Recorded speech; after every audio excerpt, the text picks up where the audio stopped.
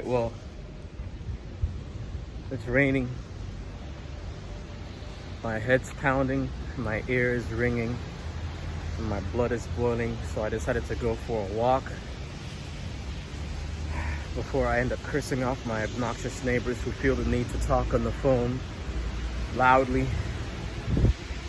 play their TV loud, move furniture around, thump the wall, just everything you can do to be an obnoxious neighbor. And unfortunately, that's how most people in Miami are. I guess other places as well, I don't know. You guys let me know. Truly a luxury is being able to live in a home away from other humans. Which is one of the good things about this walk in the rain is I've only come across one or two other people as I've been out here walking. I've already walked about a mile. Just enjoying the solitude and the cool breeze and the rain. So I think I'm gonna try and solve democracy. So anyone who follows politics, even to a small degree, knows that one of the problems with politics is power corrupts, money corrupts. And when I was reading my book, The 48 Laws of Power, yesterday, they were talking about how certain tribes, ancient tribes, what they would do to keep tribal chiefs or kings or lords or leaders or whatever from becoming too powerful and allowing their power to corrupt themselves and to negatively affect the tribe, the group, whatever. Is they would behead the king or the chieftain or whatever after a certain period of time, and that king or chieftain will live on as a living god, supposedly. I don't know how much they believe that, or maybe they wanted to make sure the king or leader believed that before they took his or her head. I guess it's similar to the belief that if you give your life to some religious cause, you'll get some eternal reward or something, whatever. Going back to politics, I didn't think of this idea, this part of the idea. Someone I was listening to on a podcast said this, and I found it very profound. He said that basically being in the political power should be like winning a lottery. Instead of being elected into a position, you're selected for a pool of people, candidacy for the position, and you're randomly selected. So of course the risk is for this idea is you might have some sociopath or somebody with mental problems that might win this pool. So you're gonna have to create ways to filter out these people while at the same time giving the average person the opportunity to lead. And there are going to be some people who don't want to lead. And I'm of the opinion that sometimes, where did I hear this saying? And it's from a Star Trek episode. Yeah, I'm a Trekkie. Sometimes, how does it go? It's a Klingon that was saying it. Sometimes a great man isn't thrust into a position of power. Sometimes power is thrust onto a great man. Something along those lines. So I modified this idea of this individual on the podcast so that instead of just being completely random and it's chosen out of everyone, we instead make education a human right. But you know, a lot of conservatives don't like that idea.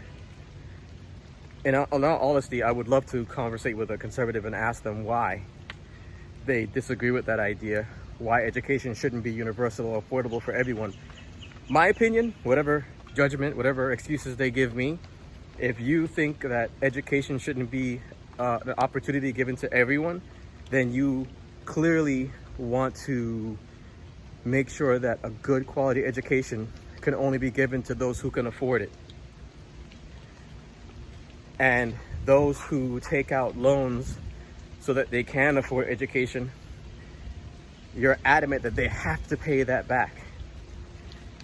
And you dismiss the fact that, and this isn't just conservatives, I've heard this from neoliberals as well, like Bill Maher. One of the most idiotic things I ever heard him say was how when someone recommended or someone suggested on one of his shows that student loans be forgiven wholly or partially, he was wholly against the idea, saying that it was unfair to those who came before. So those that came before and paid their student loans are apparently going to get upset that people who came after will get the student loans forgiven.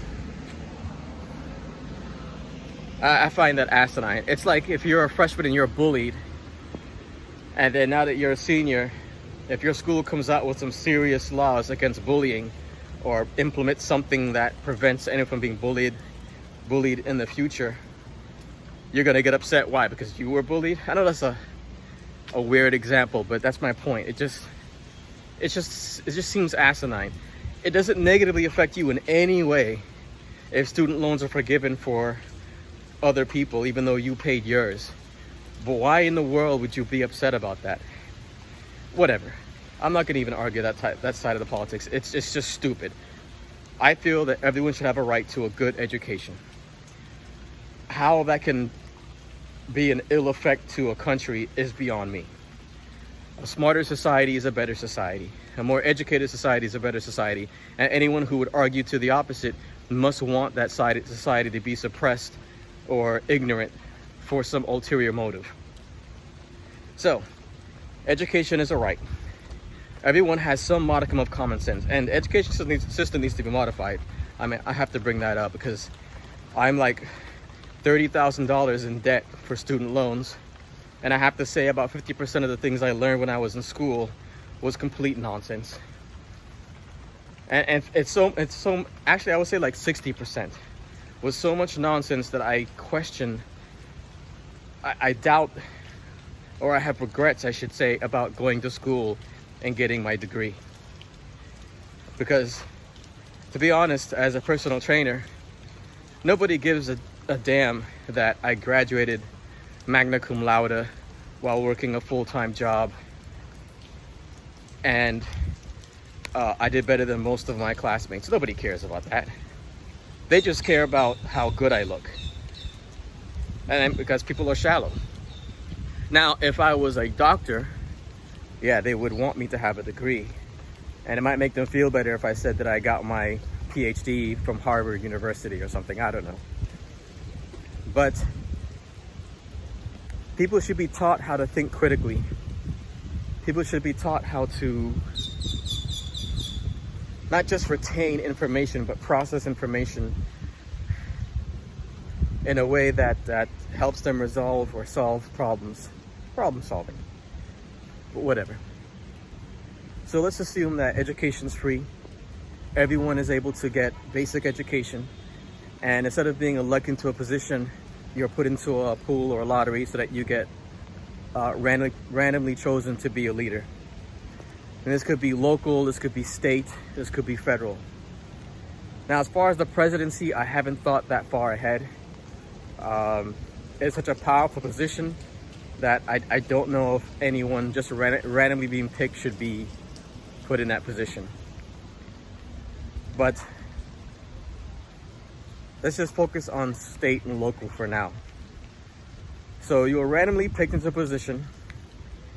You're in that position for a limited time. They're all term limits. Everything should have term limits. Otherwise, you're introducing the power to corrupt. I think even the Supreme Court should have term limits. So you get paid a decent amount, but not so great that you're disconnected from the people. You know what it's like to struggle. I think the fact that people who make our laws and have so much control over our lives get more vacation than the average person, gets paid more than the average person, gets a better pay than the average person, gets a better health care than the average person. They're so disconnected from reality of what most people go through that they can't be counted on to make the right laws for us. And I know that doesn't cover every politician, but I think it covers the majority of them. What's her name? Nancy Pelosi was criticized recently for a video that went viral where she was talking about some ice cream that she enjoys. I'm sure she had no ill intent, but the timing of that was perhaps detached from the reality of the situation, where a lot of people can't even afford to pay for food right now. They have no idea where their next check is coming in. And the $1,200 stimulus check, it wasn't all her, obviously. It wasn't enough for most people, but it was something.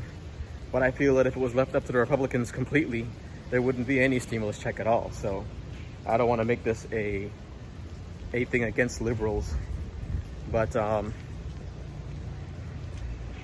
if you're in a position of power,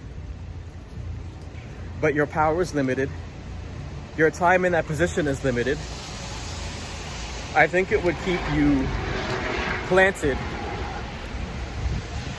into reality.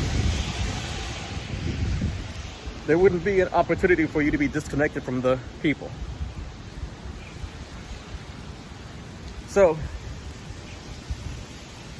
if the people making decisions, making the laws, deciding things for a greater society are people from that society, and they have to struggle just like everyone else, and they haven't been so disconnected for such a period of time that they forget where they come from. I don't even know if this is showing up good, guys. Sorry, the phone's getting very, very wet. But that's the idea I heard from the podcast, and I like the idea a lot.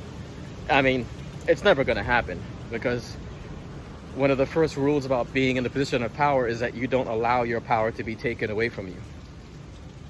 And I bet if we look back 50, 60, 100 years ago, I would love to talk to a historical, what's the right word?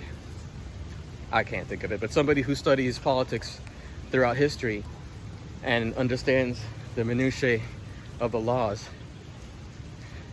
regarding term limits and things like that, how much they get paid. If you can graph their power, I wouldn't doubt that over the last 100 years, the power of politicians has just grown severely. Their benefits, their power, the amount of time off they get, it's just increased. Whereas I can't help but wonder if the rights of the average person has somewhat subtly been suppressed. Just a thought, guys. Let me end this now before my phone gets too soaked. Have a good one.